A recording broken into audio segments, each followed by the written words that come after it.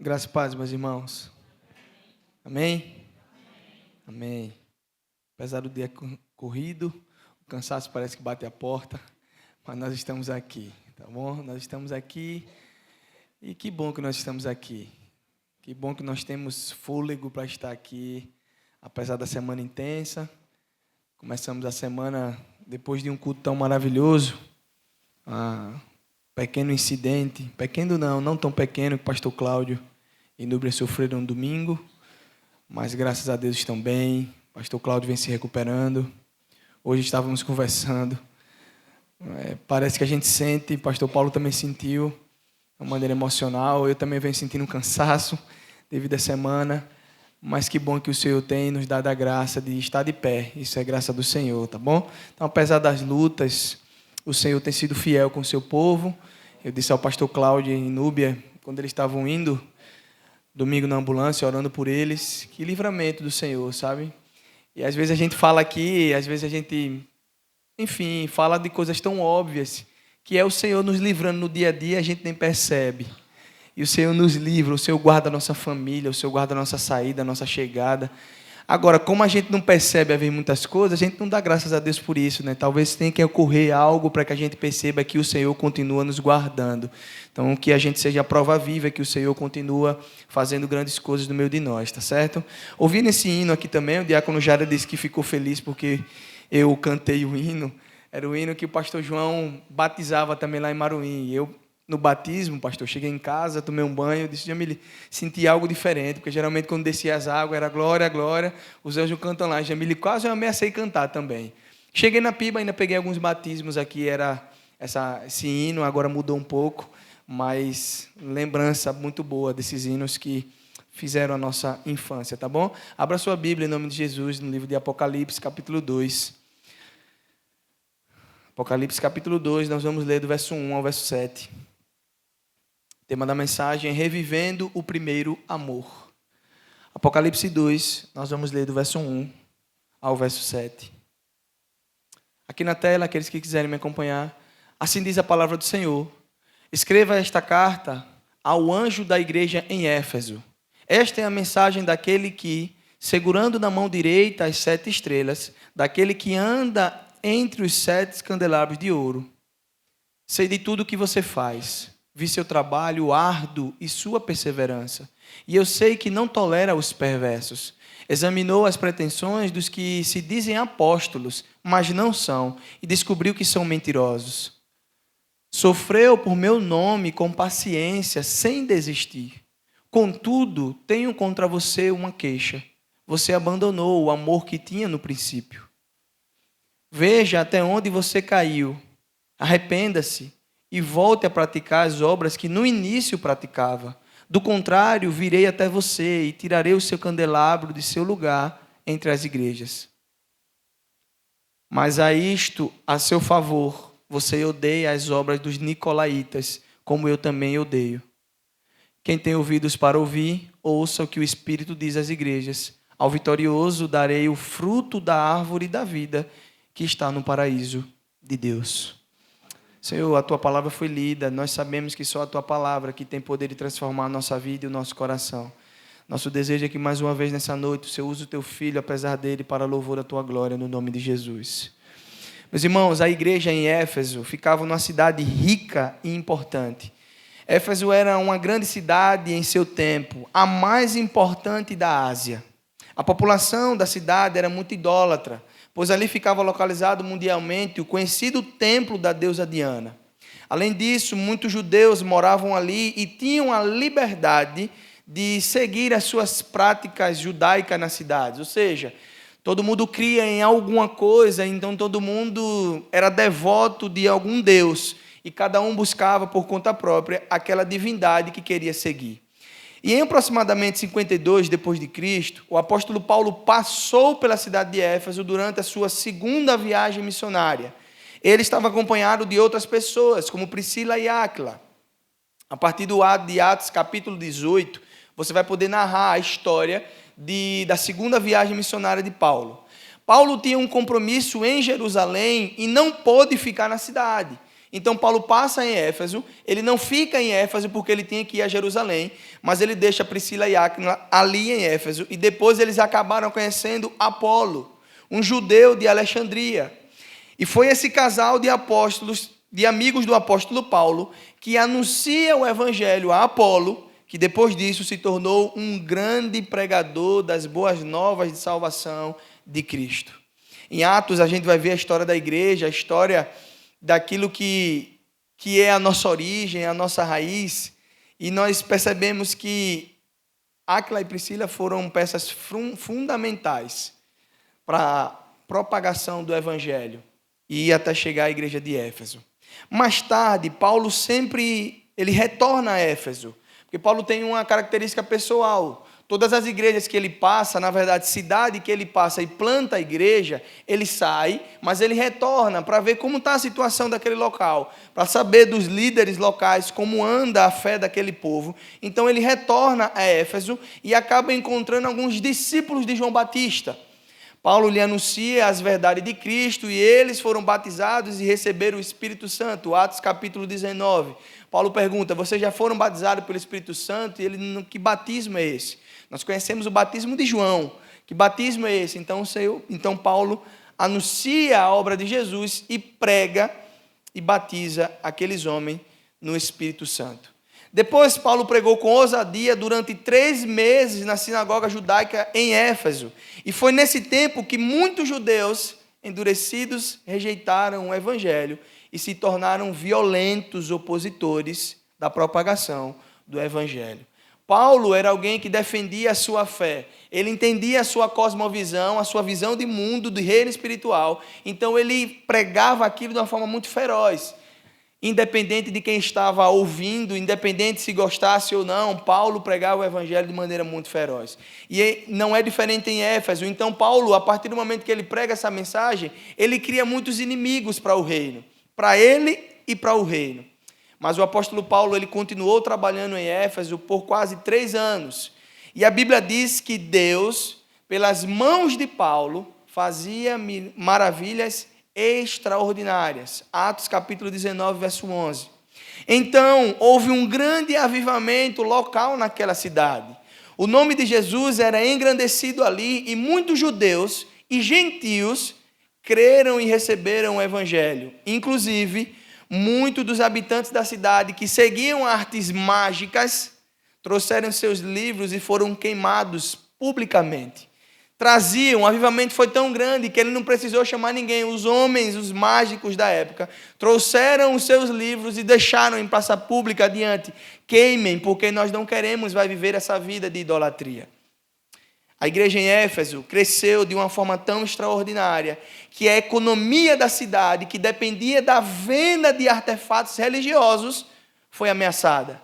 Imagina só, uma igreja que era uma cidade, na verdade, que era idólatra, vários deuses, aquele que vendia a imagem, faturava com isso. Mas chegou um tempo que aqueles homens não queriam mais saber de imagens, então o principal comércio daquela cidade estava sendo abalado.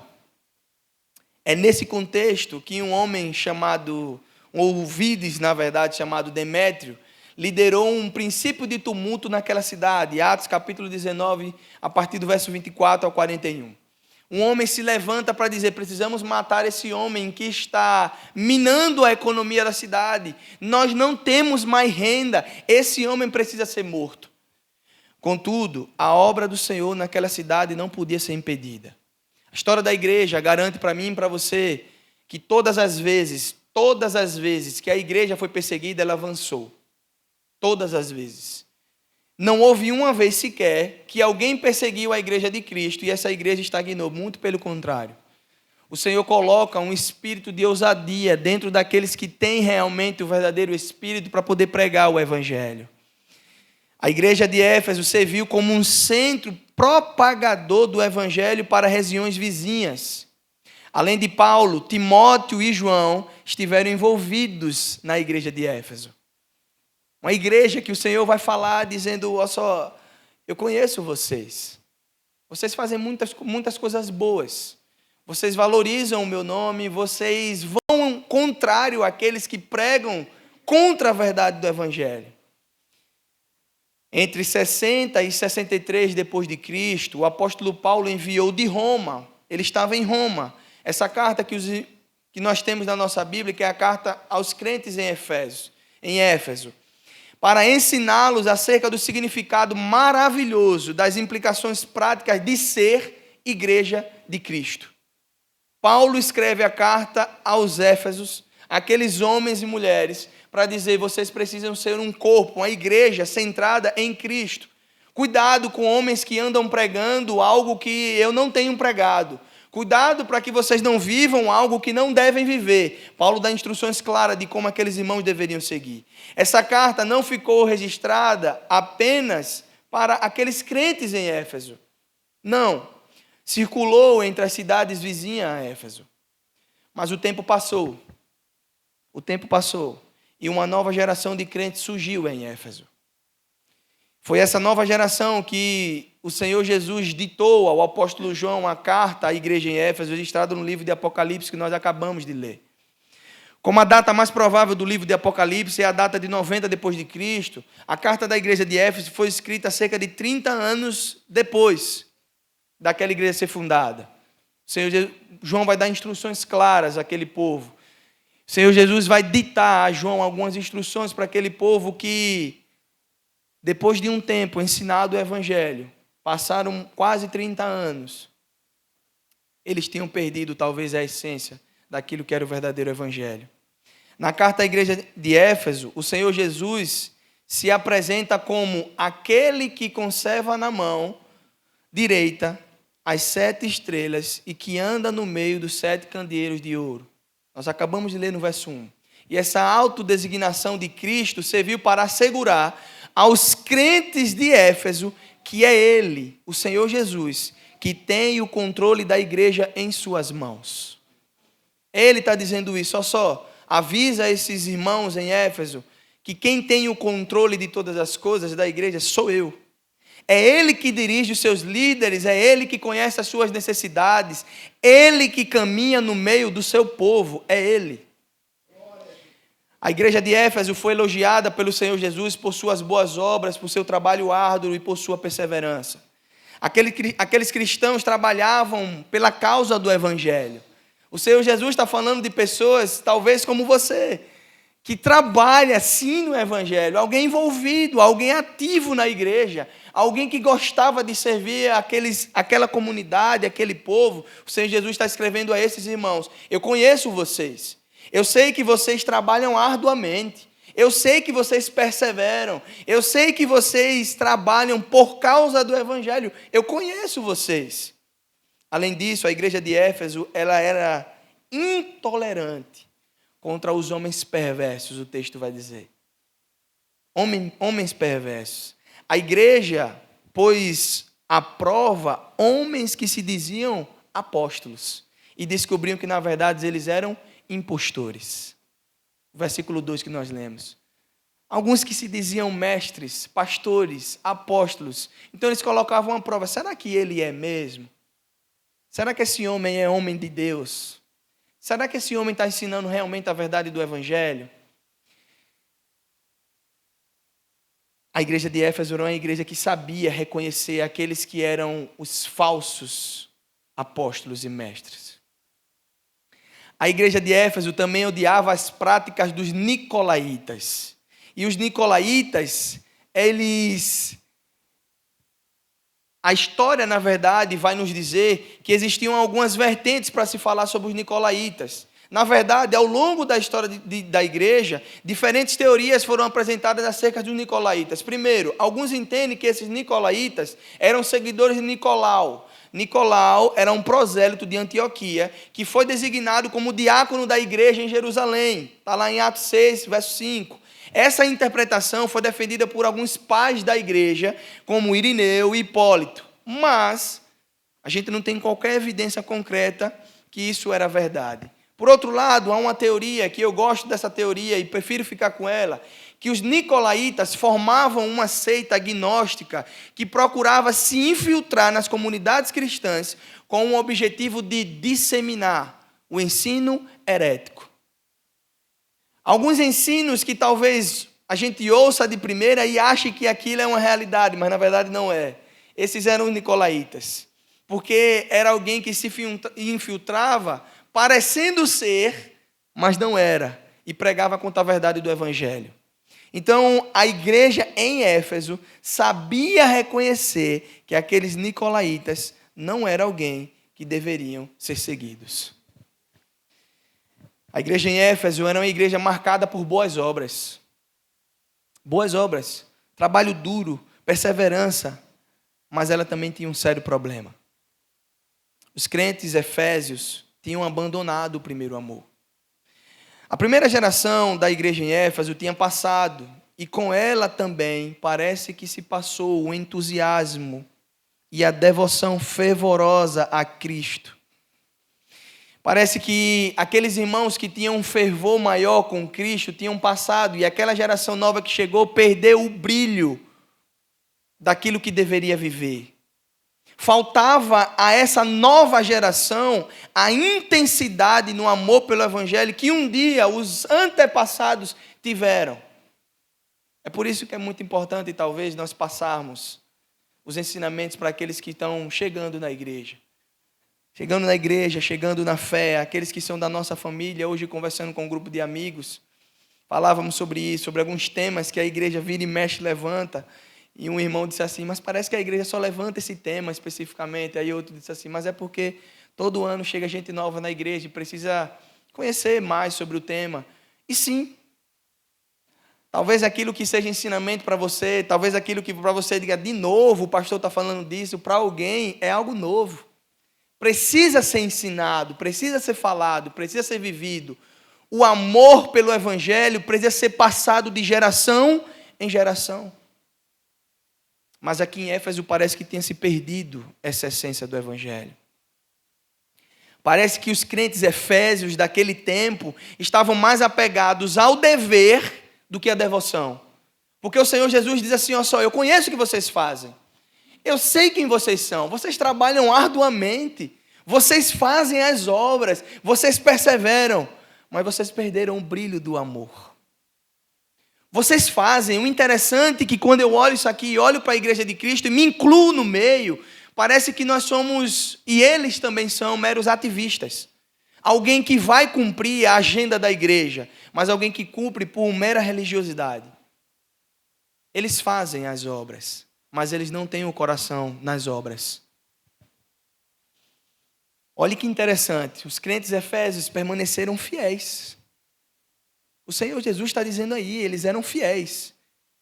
Mas faltava a eles um amor entusiasmado que um dia eles tinham demonstrado. Eles eram guardiões da fé, mas não eram mais arautos que tinham sido no início da história de propagar o evangelho, anunciar a mensagem do evangelho. A igreja em Éfeso parecia aquele tipo de casal que depois de muito tempo ainda permanece fiel. Um ao outro, não há traição, mas falta o caloroso amor do início do casamento. Essa era a igreja de Éfeso. E na carta à igreja de Éfeso também vemos que aquela comunidade cristã, ela foi convidada pelo Senhor Jesus a refletir sobre a sua queda e se arrepender de seu erro para voltar às práticas do primeiro amor. E perceba que Jesus não apenas criticou a igreja de Éfeso. Jesus não apenas fez isso, mas ele advertiu como ela deveria corrigir o que estava errado. Jesus não só aponta o erro, mas ele mostra como precisa ser corrigido. Registros dos primeiros anos do cristianismo confirmam que aquela geração de crentes em Éfeso, de cristãos em Éfeso, escutou as palavras de Jesus ressoando. Inácio de Antioquia, um dos pais da igreja, ele escreveu uma carta à igreja de Éfeso, pelo menos 10 anos depois da carta presente no Apocalipse. Em sua carta, Inácio elogia aquela congregação por sua perseverança e zelo pelo evangelho. Inácio de Antioquia também, um dos pais da igreja, aquela igreja era uma igreja que sabia o que estava fazendo. Mas a perda do primeiro amor é uma queda e ela necessita de arrependimento. Há muitos crentes que continuam se dedicando ao trabalho do Senhor, mas perderão o brilho no olhar. Perderão o brilho no olhar. E eu não estou falando mais, talvez, de você congregar, de você trabalhar em prol daquilo que é a obra do Senhor, porque fazemos isso muitas vezes. Talvez até quase todo final de semana fazemos isso. Ajudamos alguém, estamos aqui na igreja, a liderança da igreja praticamente está aqui de segunda a segunda, sabe? Mas será que é isso que Deus quer de nós? Essa palavra empregada minha há um tempo atrás, será que é isso que Deus quer de mim, especificamente? Será que é simplesmente fazer a obra do Senhor porque ou não tem ninguém, ou porque eu me acho no direito de executar a obra do Senhor, sem o amor que deve calhar em nosso coração? O que será que Deus quer de nós? Então vejam, talvez às vezes fazemos o que fazemos por hábito, por rotina, por medo, por galardão, por qualquer outro motivo, mas que eles não estão acompanhados de um amor intenso. E se não vier um amor intenso pela obra do Senhor, principalmente se não vier um amor intenso pelo Senhor, tudo é em vão. Tudo é em vão. Então, meus irmãos, a queixa do Senhor, a queixa que o Senhor faz, é o fato de que esses crentes haviam abandonado o primeiro amor. E a palavra grega aqui para abandonar, no sentido bíblico, ele tem um significado muito interessante e abrangente. O grego que João vai escrever é um grego muito rebuscado, diferente, então ele dá um significado mais amplo e profundo.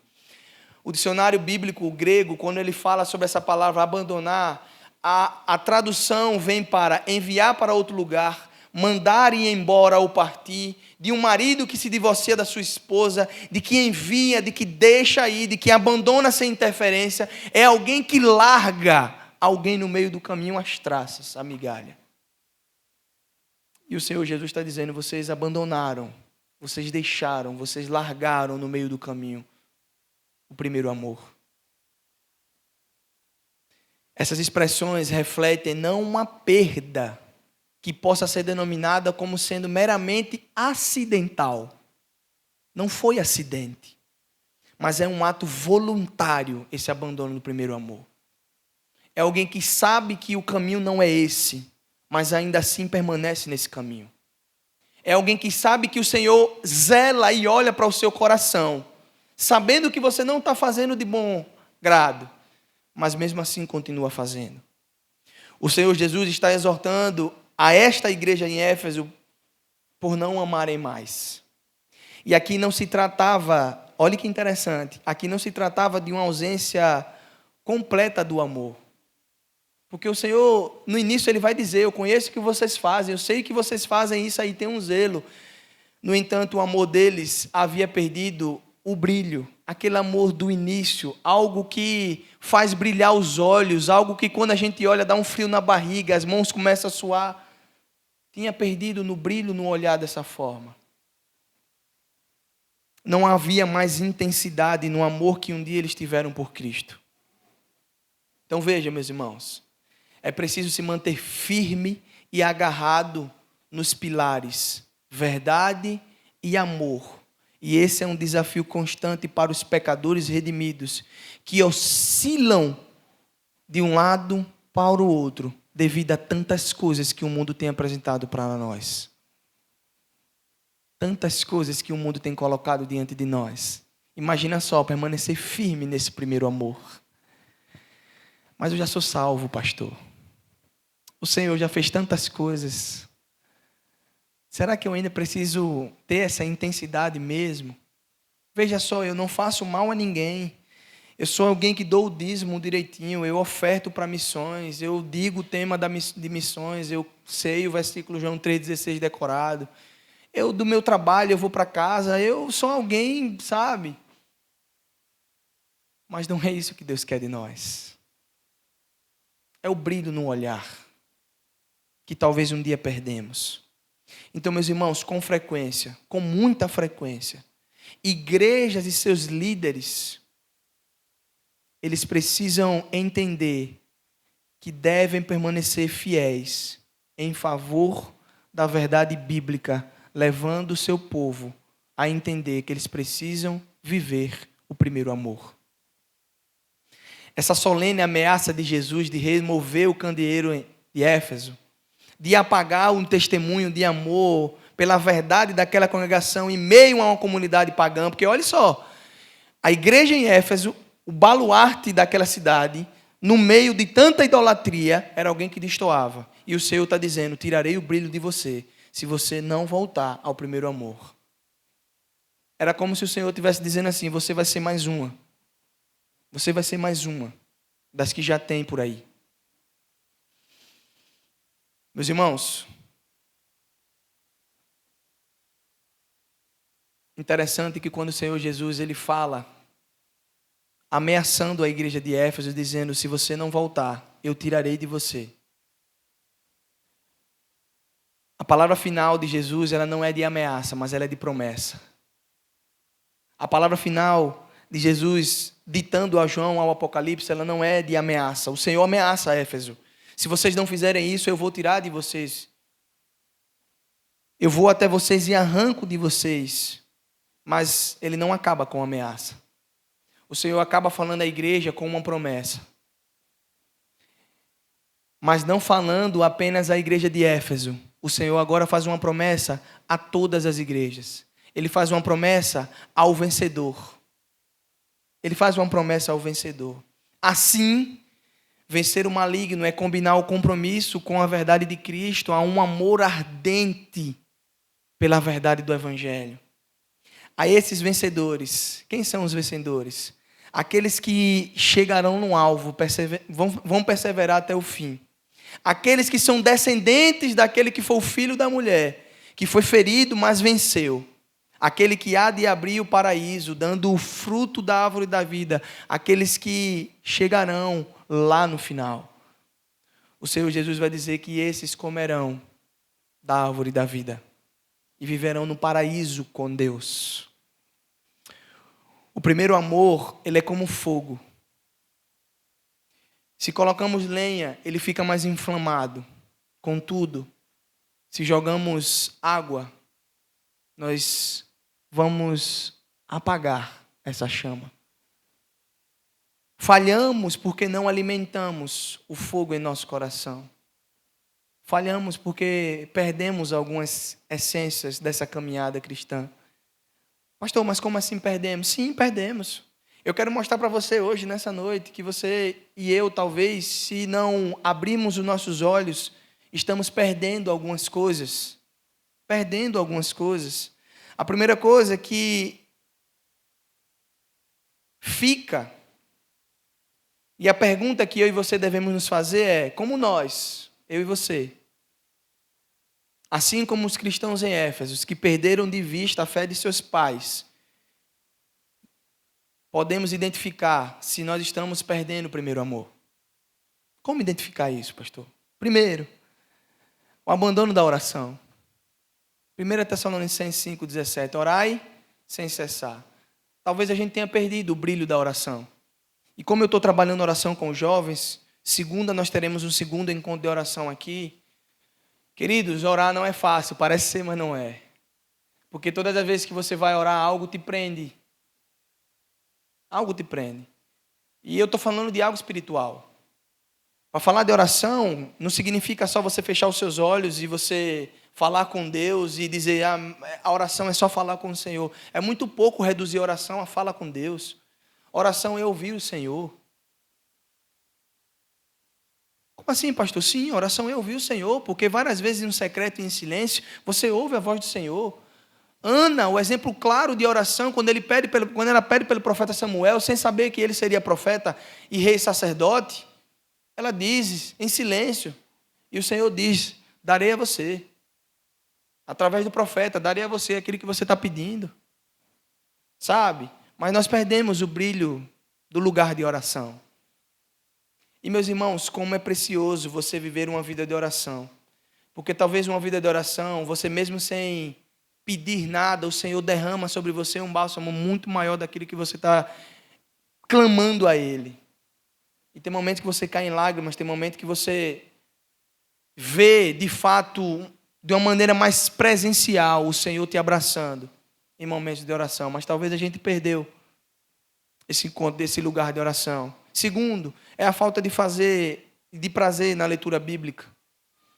Salmo 1, conhecido de vários, medita na lei do Senhor de dia e de noite. Sabe?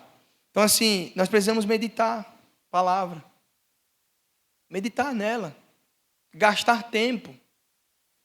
Talvez aqueles que têm dificuldade de concentração, como eu, é encontrar métodos que façam com que você fixe isso muito bem claro na sua mente.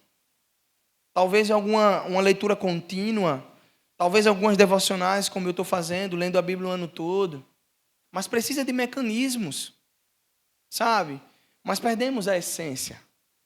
Perdemos a essência de sentar com os filhos, de sentar com a esposa e dizer, vamos ler a palavra hoje. Perdemos isso. Talvez não ensinamos mais isso aos nossos filhos e por isso que quando eles casarem, eles não vão fazer na casa deles. O primeiro amor. Nós perdemos também essa essência de entender que o culto é uma preciosidade diante do Senhor. Então nós substituímos o culto do Senhor por coisas levianas. O autor aos Hebreus vai dizer, o capítulo 10, verso 25, texto muito conhecido, não deixe de congregar, como é costume de alguns. Meus irmãos, isso aqui é maravilhoso. Isso aqui é milagre do Senhor. Estarmos juntos, reunidos aqui, sem nenhum empecilho, privilégio de ter saúde. Isso aqui é milagre do Senhor. Mas alguns não entenderam a preciosidade que é isso e eles trocaram o culto do Senhor por outras coisas levianas. Nós também colocamos o nosso coração diante da indiferença dos nossos irmãos. Salmo 133, verso 1, também tão conhecido, vai dizer quão bom e quão suave é que os irmãos vivam em união. Mas que união é essa que nós estamos vivendo, sendo que gente da nossa própria igreja, eles às vezes passam e não se falam. Gente da nossa própria igreja, talvez, vira a cara quando passam alguns irmãos de corredor. Que tipo de cristianismo é esse que nós estamos vivendo? Que tipo de amor é esse que nós estamos praticando? Que tipo de amor é esse? Há uma outra coisa também, que é a indiferença para com Deus e para com a igreja. E aí o Senhor Jesus, nesse texto, ele vai ser pego pelos fariseus e dizendo, Senhor, qual é o maior mandamento? Qual é o maior mandamento? Amarás o Senhor teu Deus de todo o teu coração, de toda a tua alma, de todo o teu entendimento. E os fariseus ficam sem entender. E a lei de Moisés? Esses dois mandamentos são tão importantes como todos os outros. Ele vai resumir a lei no amor. Ele vai resumir no Senhor estar acima de todas as coisas. E por último, é o prazer das coisas do mundo. E o apóstolo João vai escrever sobre isso. Não tenham prazer nas coisas do mundo. Não vivam buscando as coisas que são desse mundo. Meus irmãos, isso são coisas que fazem com que a gente, algumas das coisas que fazem com que a gente possa olhar para dentro de nós e perceber, será que estamos perdendo o brilho do primeiro amor? Será que talvez estamos perdendo nosso lugar de oração, nosso lugar de leitura bíblica? Será que cultuar com os irmãos passou a ser mais uma obrigação do que um privilégio?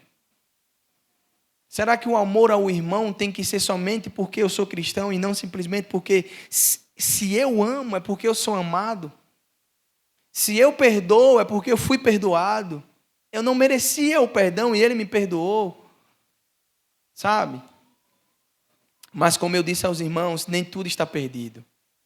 O Senhor Jesus, ele traz essa exortação a Éfeso, mas ele acaba com uma promessa.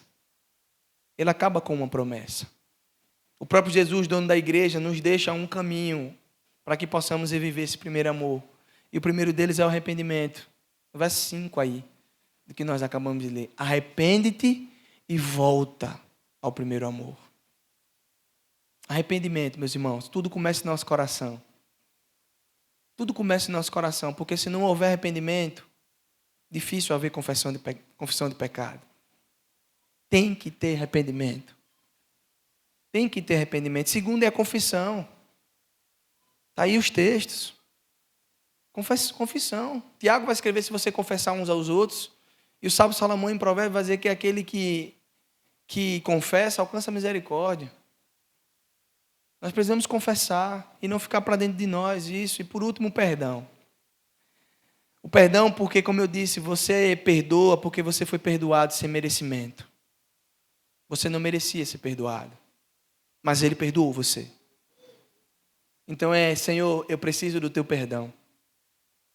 Eu preciso do Teu perdão.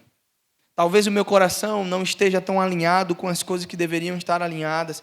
Talvez o meu coração, como a geração de Éfeso, viu aquela geração cantando os hinos. Glória, glória, os anjos cantam lá.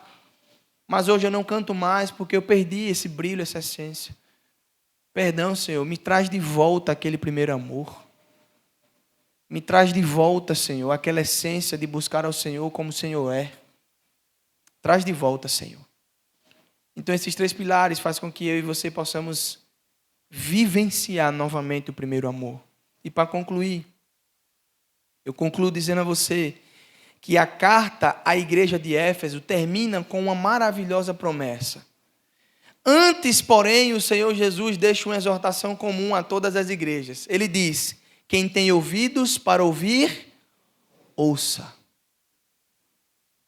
Essa é uma expressão idiomática e nesse contexto significa o seguinte: crentes, ouçam com atenção e obediência o que eu, Cristo, estou dizendo a vocês. E aí ele diz a promessa: ao que vencer, dar-lhe-ei de comer a árvore da vida que está no meio do paraíso com Deus. Aquele que volta ao primeiro amor, aquele que entende quem é o Cristo que está exortando a igreja e se volta para Ele, comerá da árvore da vida do paraíso com Deus. Meus irmãos, é importante enfatizar aqui que o vencedor não vence por méritos próprios. Não. Mas pelos méritos do próprio Cristo que conquistou a vitória definitiva na cruz do Calvário para o seu povo. Mas ao mesmo tempo os redimidos são chamados para ter uma vida de santificação. Eles devem lutar contra o pecado e contra as obras malignas de Satanás. E com relação aos crentes efésios, na igreja de Éfeso havia grandes banquetes. Na cidade, na verdade, de Éfeso, havia grandes banquetes dedicados a ídolos. Como eu disse, uma cidade idólatra. Então eles sentavam à mesa e os banquetes dos ídolos estavam lá. Qual é o que você vai ser servido hoje? Os pagãos procuravam atrair os cristãos para os seus cultos idólatras com esses banquetes. Então veja só, a mesa está pronta, vem cá. Vem sentar na mesa daquele que é o meu Deus. Estava lá, a idolatria estava feita lá. Então eles convidavam os cristãos, vem, senta à mesa no banquete. Mas meus irmãos, os fiéis receberam de Cristo a promessa de um banquete muito melhor. Eles haviam de comer a árvore da vida, ou seja, não estava reservada para eles uma mera alegria passageira, mas sim a vida eterna num paraíso com Deus Pai. E é isso que aguarda aqueles que são os crentes em Cristo Jesus. É a vitória, é o paraíso com Deus. O meu desejo nessa noite com essa palavra é que você olhe para dentro de si e veja: será que eu tenho perdido esse primeiro amor? Sabe? Conversando com alguns pastores lá no Manaim, disse isso aos jovens. Está havendo uma transição, talvez na igreja brasileira. A nossa igreja também. Se os irmãos que são mais antigos aqui vão ver que está havendo uma transição. Chegando irmãos novos, graças a Deus, sabe? Nova metodologia, nova dinâmica. É o mundo. Tranquilo. A geração passa, chega outra geração, está tudo bem. O que não podemos perder de vista é a doutrina de Cristo e a essência do Evangelho em sua primazia. Que possamos permanecer firmes na verdade do Evangelho. Que possamos olhar e ver se estamos perdendo esse brilho e dizer: Senhor, tem misericórdia de mim. Me leva novamente ao lugar de oração. Me leva novamente ao lugar de leitura da palavra. Me leva novamente a buscar ao Senhor de uma maneira verdadeira e amorosa, mais íntima. Me leva para lá. Um dia eu estive lá. Me leva para lá de novo. Eu quero vivenciar aquilo de novo. E não é o saudosismo, é viver a verdade dizendo, Senhor, eu quero entender que só o Senhor é o dono da minha vida e mais nada. Meus irmãos, que possamos vivenciar isso em nome de Jesus, porque um dia nós comeremos do fruto da árvore da vida no paraíso com Deus. Estaremos lá em nome de Jesus. Essa palavra se aplica ao seu coração em nome de Jesus, que você possa ser edificado nessa noite. Baixe sua cabeça, nós vamos orar nessa hora. Senhor, louvamos o teu nome. Louvamos o teu nome porque sabemos que o Deus que exorta é o Deus que dá promessa também. Louvado seja o teu nome, Senhor. Que o Senhor faça nessa hora com que o coração de alguns estejam voltados para o Senhor, para que eles entendam que se estão perdendo o brilho do primeiro amor, que eles retornem em nome de Jesus para o Senhor. Que eles voltem ao lugar de oração, que eles voltem ao lugar de leitura bíblica, que eles voltem ao lugar da piedade, da confissão, do arrependimento, do perdão. Transforma, Senhor, o coração e leva o teu povo de volta ao lugar de adoração do Senhor. Nos ajuda, Senhor, a caminhar na verdade do Evangelho. Nos ajuda a caminhar buscando o Senhor em todo o tempo. Nos ajuda, Senhor, porque não é fácil. O mundo está aí, bombardeando-nos de informação. Tantas coisas, Senhor, têm chegado até nós. Mas, Senhor, nós queremos permanecer firmes na Tua verdade. Faz com que a Tua igreja, a primeira igreja de Batista de Aracaju, avance em nome de Jesus. Mas avance não só em números, não avance só em estrutura, mas continue avançando na sã doutrina no Senhor. Nós louvamos o Teu nome porque o Senhor é um Deus que exorta, mas é um Deus que ama e acolhe, Senhor. Louvado seja o Teu nome, Senhor, para todo sempre. Nós oramos com um coração muito grato no nome de Jesus. Amém.